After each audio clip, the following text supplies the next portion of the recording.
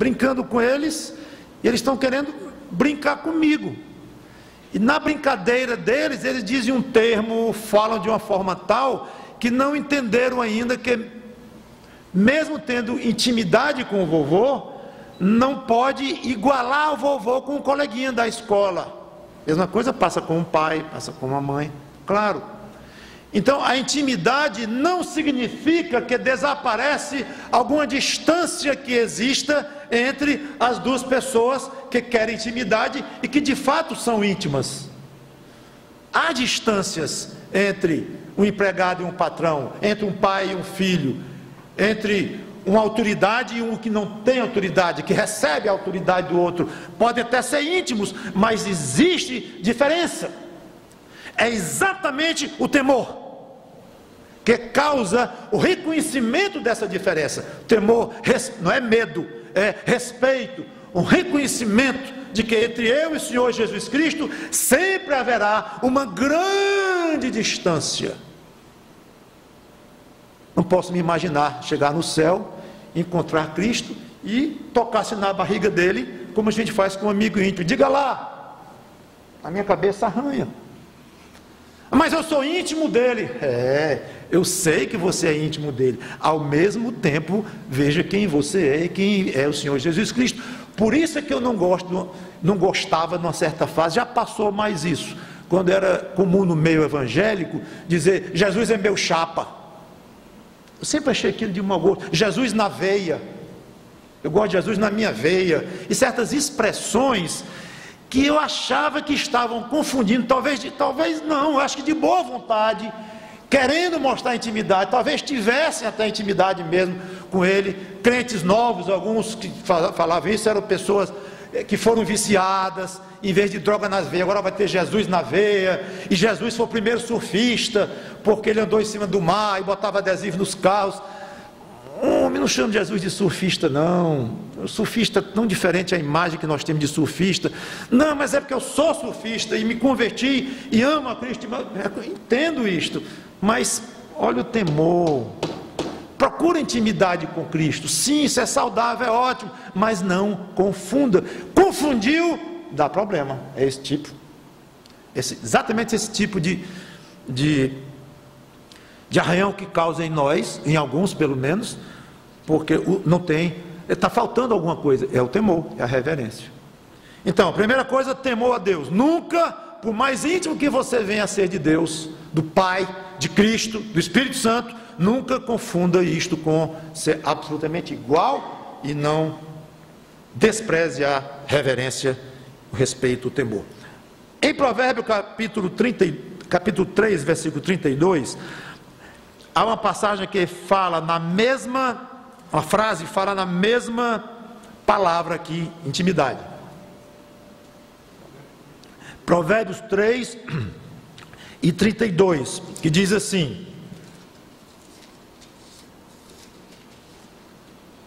porque o Senhor abomina o perverso, mas aos retos trata com o quê? Intimidade. Mesma palavra no hebraico. Então, segunda necessidade para quem deseja ser íntimo de Cristo, retidão. Andar em retidão, ou seja, conforme os padrões dele, ou seja, em obediência.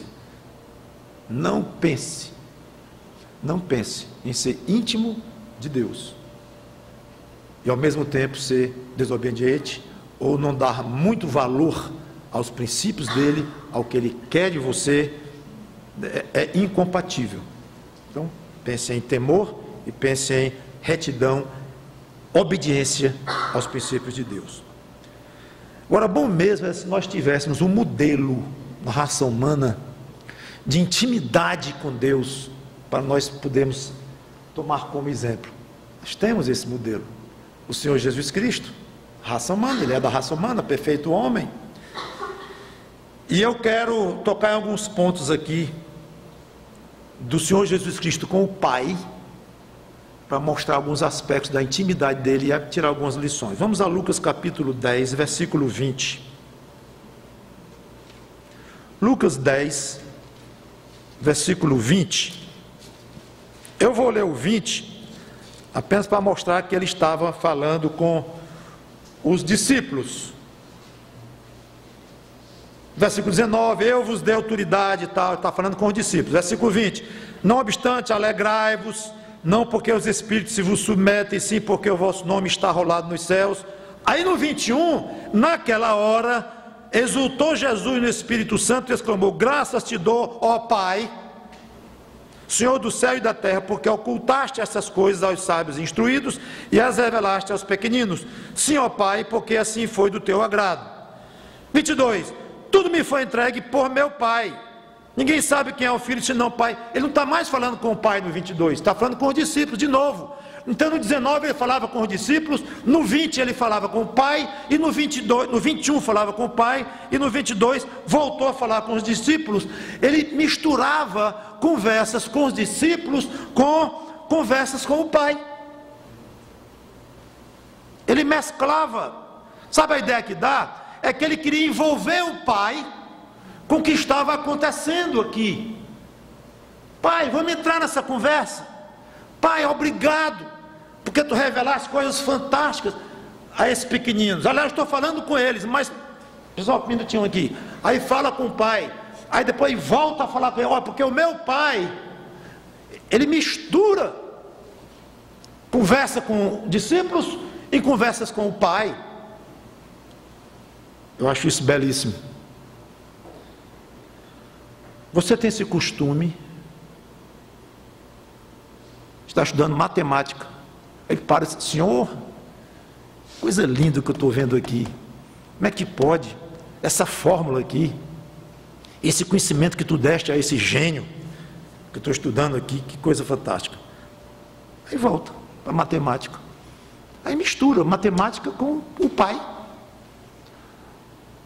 Outro dia eu estava visitando um amigo, gravemente enfermo, queria ser submetido a uma cirurgia. Eu tinha pensado, antes de ir embora, eu vou fazer uma oração aqui. Aí na hora de ir embora, antes de eu falar, vamos orar. Eu pensei, que coisa gostosa, os dois tiveram a mesma ideia, conversando com o outro, aí oramos a Deus, aí depois voltamos a conversar de novo. Agora, eu sei que faz parte de uma visita mais formal, em que um está muito enfermo, vai ser operado e tal, eu sei que faz parte essa oração, muitas vezes, no final de uma visita. Então, não estou indicando que obrigatoriamente isso mostre intimidade com Deus, pode até nem mostrar, mas eu estou dando um exemplo em que nós poderíamos fazer isto de uma maneira muito mais intensa, muito mais natural, não apenas visitando alguém de uma maneira muito formal, que talvez nem voltasse da mesa de cirurgia, mas natural, batendo um papo. Rapaz, vamos fazer uma oração aqui bem rápida a Deus, em pé aqui na calçada mesmo? Vamos. E ora ali 30 segundos a Deus. Entrosa o Pai no assunto, entrosa, né? Ele sabe de tudo. Mas entrosa, envolve, e ora bem rápido e volta a conversar com o irmão lá. É isso que eu acho. Isso nós fazemos muito pouco. Orar no fim da visita a gente faz muito, mas fazer isso de uma maneira muito mais informal e muito mais frequente, fazemos pouco. Jesus fazia bastante. Um segundo exemplo que entra também com outra lição dele, João 11, Lázaro morto, no túmulo de Lázaro, João 11, 41 e 42, eu acho essa frase dele espetacular. 41 diz, João 11, 41, tiraram então a pedra, e Jesus, levantando os olhos para o céu, disse, Pai, graças te dou, porque me ouviste. Aliás, eu sabia que sempre me ouves, mas assim falei por causa da multidão presente, para que creia que tu me enviaste. Tendo dito isto, clamou em alta voz, Lázaro, veio para fora. Então ele estava falando com o pai, antes com os discípulos, as irmãs, aí depois fala com o pai, aí já fala com o morto, tudo ali, junto. Então, além desse exemplo de envolver o pai no que estava acontecendo, tem um segundo ponto, que a total afinidade entre o que Jesus pedia e o que o pai respondia. Esse aliás dele aqui é de um valor incalculável pelo que revela. Aliás, deixa eu explicar isso aqui. Eu sei que tu me respondes em tudo que eu peço. Agora ele está explicando isso para quem? É para o pai ou para os discípulos? E o pai precisa de explicação? Não, mas os discípulos precisavam.